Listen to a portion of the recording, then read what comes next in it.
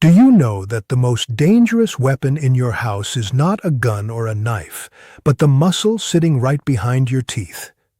You wake up every morning and you spend the first 60 minutes of your day literally cursing your own bank account.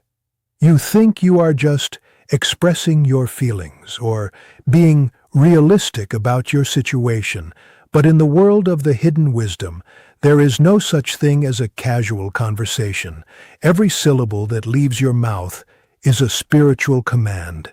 And there are 5 specific words that most of you are using right now that are acting like spiritual acid on your mahzal. They are eating through your opportunities, dissolving your parnasa, and ensuring that no matter how hard you grind, you stay exactly where you are, broke, stressed, and spiritually retarded. I am Rabbi Boaz. For 40 years, I have studied the acoustics of abundance. I have lived in the archives where the true power of the Hebrew tongue is preserved, a power that your modern success coaches couldn't comprehend if their lives depended on it. My grandfather was a man who understood that the world was created through speech, not through hustle, not through grind, but through vibration. He taught me that if a man cannot govern his tongue, he can never govern a fortune. I am finished watching you sabotage your own bloodline. I am finished watching good people act like spiritual zombies, repeating the phrases of poverty that were programmed into them by a system that wants them to remain slaves. Today I am going to expose the 5 words that a Jew who understands the secret of the throne never lets cross their lips. I am going to explain the spiritual physics of why these words repel wealth, how they freeze your energy in a state of lack, and the exact replacement decrees you must use starting tonight if you want to force the gates of provision to swing open. This is not positive thinking. This is systemic engineering. Before we go any further, I need to know if you are serious or if you are just another tourist of wisdom. If you are ready to reconstruct your mazal and stop the self-inflicted curse on your finances, hit that like button right now. And I want you to go to the comments and type these 4 words. I govern my speech. Do it now. If you are too lazy to type a comment, you are too lazy to rebuild your life. You are dead weight, and you should go watch some entertainment instead. This is for the reconstructors. Let's get one thing straight. My competitors, like Rabbi Shion or Rabbi Morai, will tell you that words have power. They will tell you to be positive. They are giving you milk while you are starving for meat. They are afraid to tell you how dumb you have been with your energy because they want you to like them. I don't care if you like me. I care if you are rich enough to fulfill your destiny. You have been retarded with your vocabulary for decades. And today, the education of the king begins. The first word you must never say is still. I am still waiting for my breakthrough. The money still hasn't arrived. I am still struggling with my debts. When you use the word still, you are committing spiritual stagnation. In the Kabbalah, wealth is compared to living water, meyim chayim. Water only stays pure when it moves. The moment it stops moving, it becomes a swamp. It breeds mosquitoes, filth, and disease. When you say the word still, you are telling the universe that your problem is static. You are fixing your poverty in a specific point in time and commanding it to remain there. You are literally vibrating the frequency of a stagnant pond. A Jew who understands wealth never uses still to describe a lack. They understand that every second is a new creation. By saying still, you are voting for yesterday's failure to become today's reality. You are clogging the pipes of your inflow with the mud of your own observation. I had a student named Avi who was a brilliant developer. He would come to me every week and say, "Rabbi, the investors are still hesitating." I told him, "Avi, you are the one hesitating. You are fixing their hesitation in the spiritual realm with your mouth. Every time you say still, you are building a wall of ice around their hearts. I made him remove the word from his vocabulary. He replaced it with until. I am preparing the vessel until the investment manifests. Until implies a countdown. Until implies movement. Within 3 weeks, the still was gone, and the until became a now. The investment closed for $4 million. If you are using the word still to describe your misery, you are a vandals of your own future. The second word you must never say is enough. I just want enough to pay my bills. I have enough to get by. I don't need to be a billionaire, just enough to be comfortable. Listen to me, you small-minded fool. The word enough is the ceiling of your mazal. In the Hebrew language, the word for wealth, osher, is connected to the word for happiness. Does the Creator have a limit on happiness? Does the source of all have a ceiling on his ability to provide? No. When you ask for enough, you are telling the upper courts that you have no ambition to serve the world.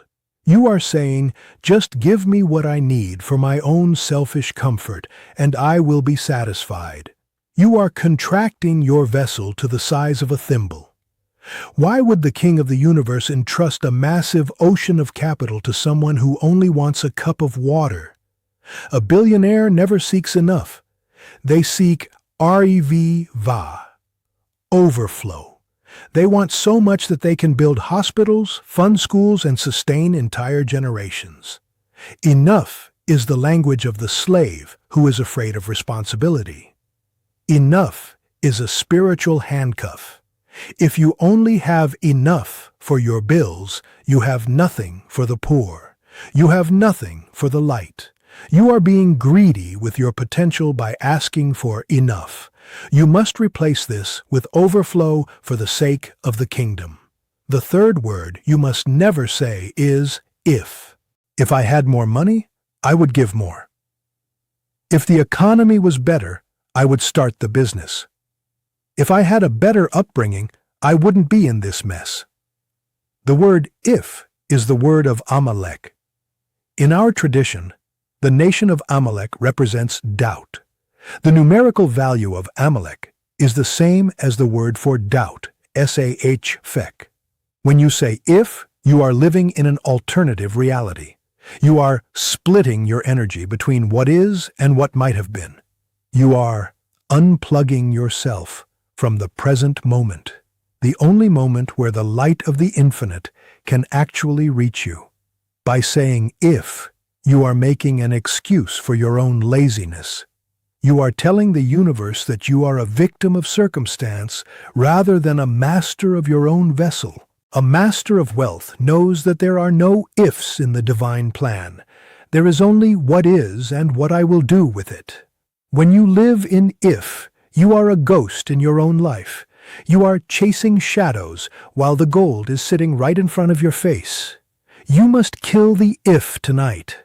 You must replace it with Be'ezrat Hashem, with the help of the name. This acknowledges the reality and invites the source to partner with you in the now. The fourth word you must never say is can't, especially when it is followed by the phrase, I can't afford it. I have watched you walk into a store, or look at a piece of real estate, or see a course that could actually teach you a skill worth millions, and you bark out those 4 words like a trained dog. I can't afford it. You think you are being frugal or responsible. I am telling you that you are committing a financial abortion. You are killing the opportunity before it has even had a chance to breathe. In the world of the hidden wisdom, the word can't is a seal of limitation.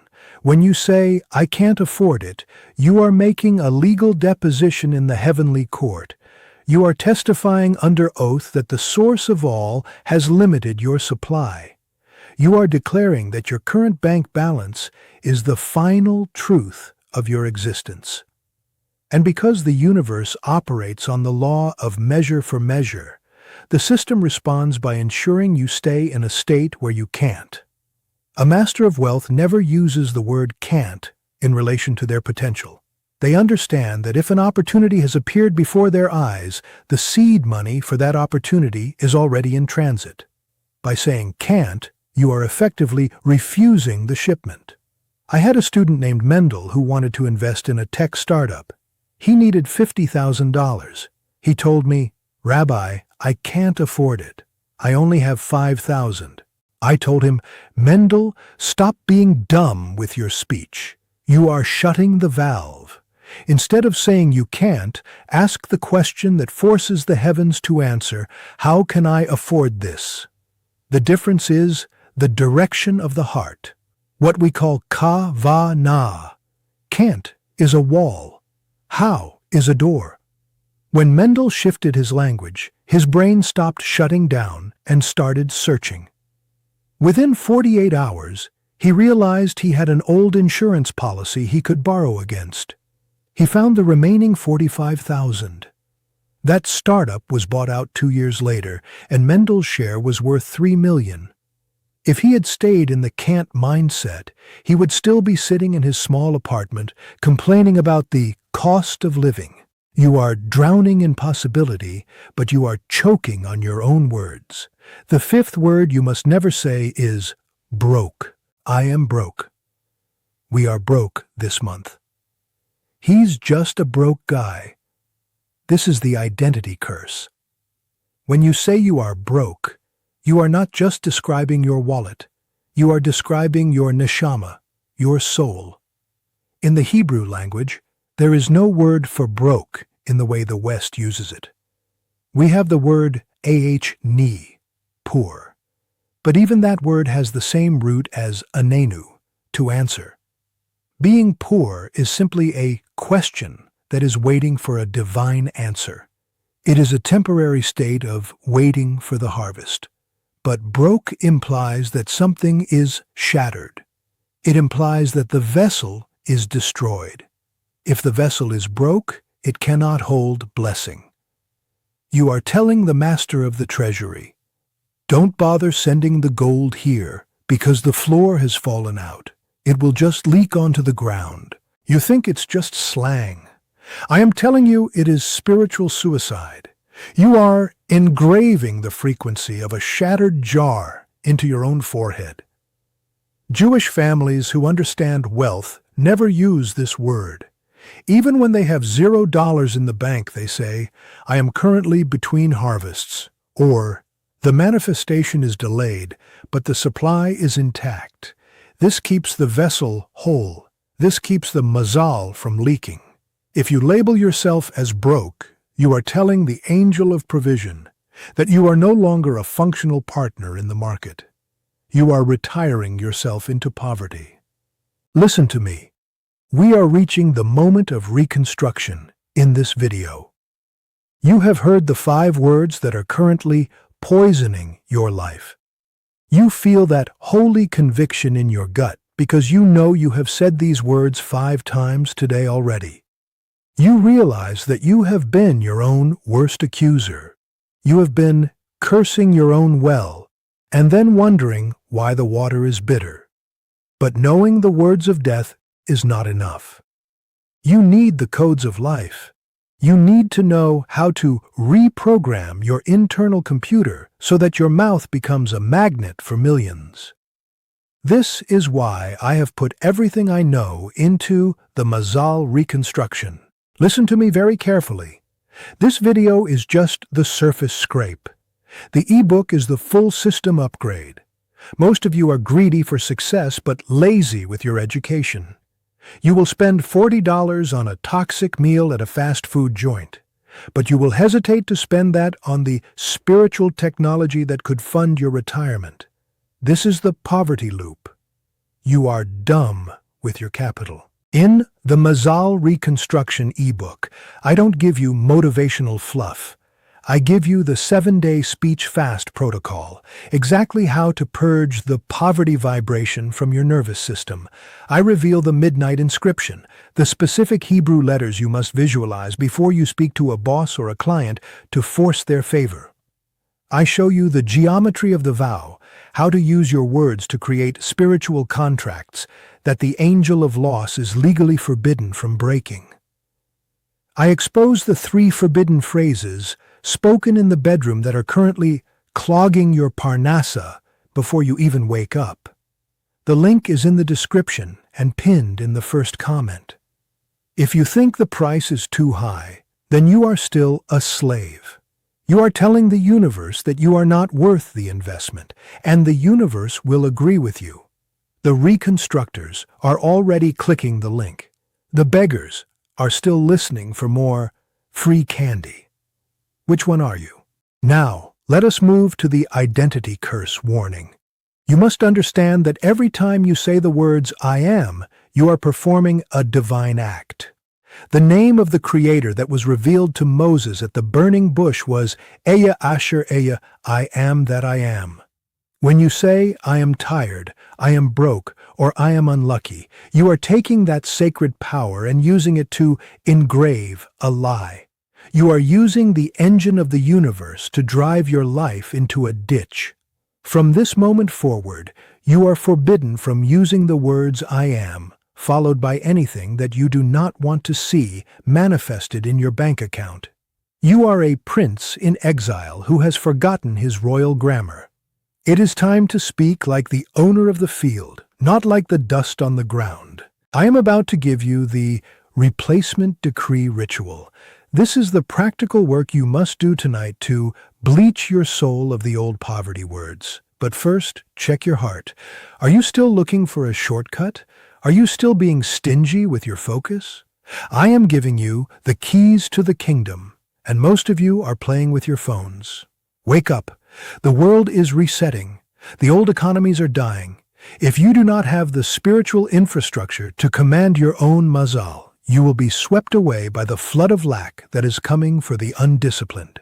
Now let us perform the speech purification ritual. You cannot just stop saying these words and expect your life to change. You have vocal residue in your atmosphere. You have stained the invisible air around you with decades of complaining and dumb observations. Tonight, you are going to bleach your spiritual projector. Step 1. The saltwater gargle. Before you go to bed tonight, take a glass of warm water and add a teaspoon of sea salt. As I have taught you in every session, salt is the shatterer of shells. It dissolves the negative frequency of the other side.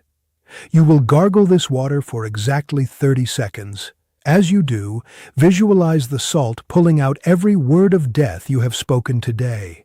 Every still, every enough, and every can't is being chemically and spiritually neutralized.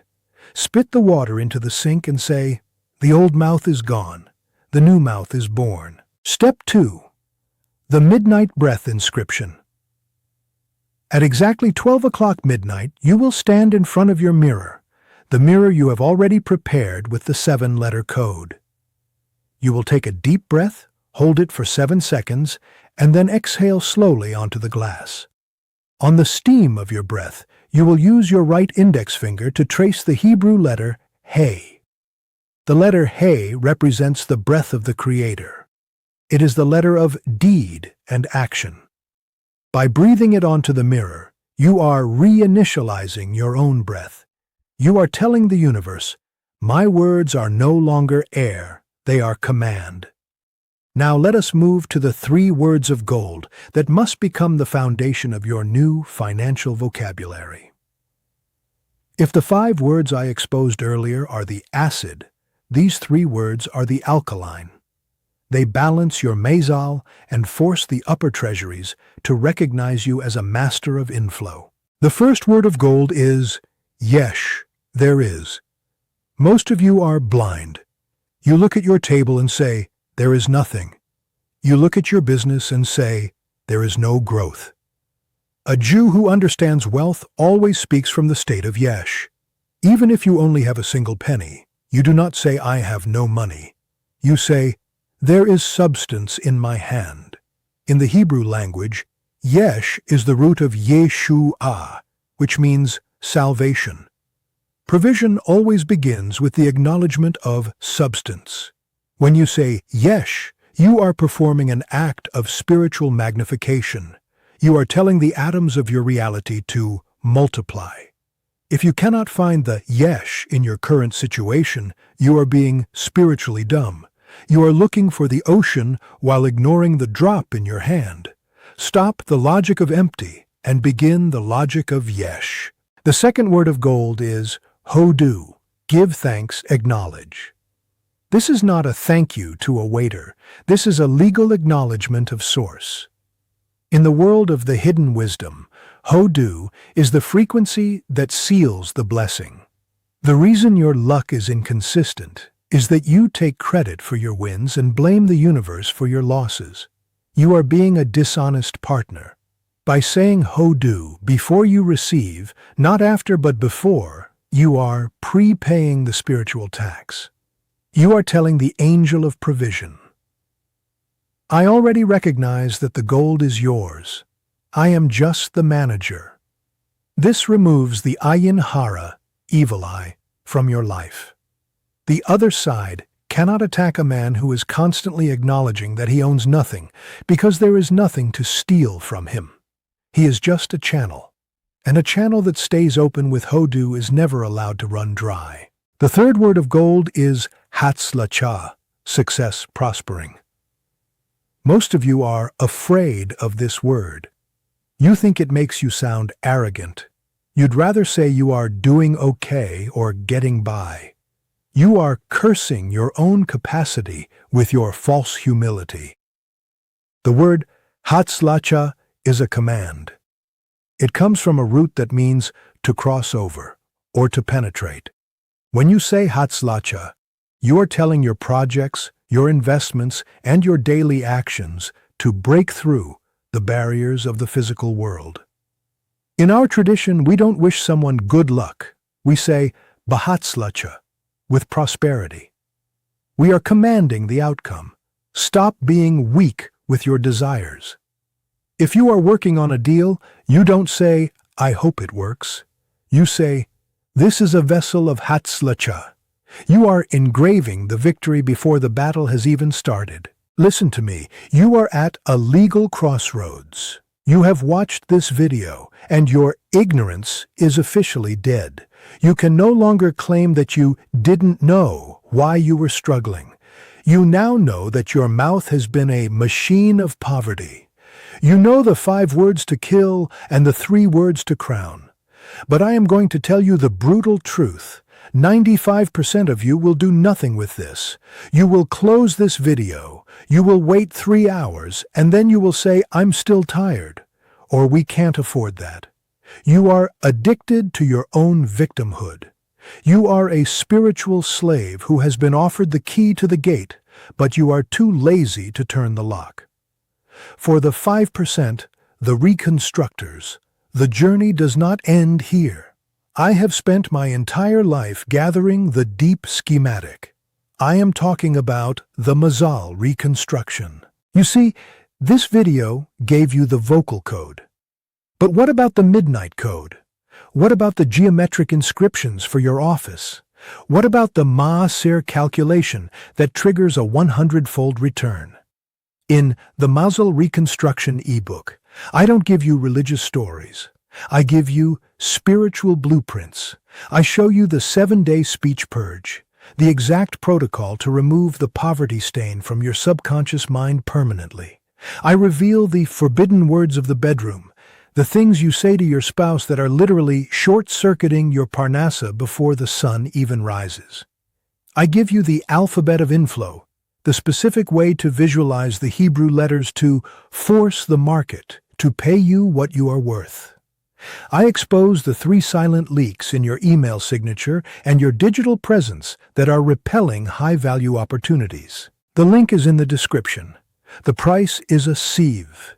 It is designed to keep the beggars out and let the masters in. If you are the person who bargains with your own future, stay away from me. I have no time for the undisciplined.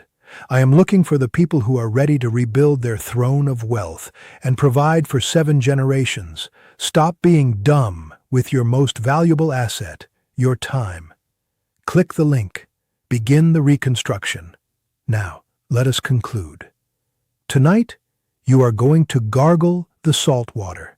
You are going to breathe the letter Hey onto your mirror, and you are going to make a vow of silence for the first hour of tomorrow morning.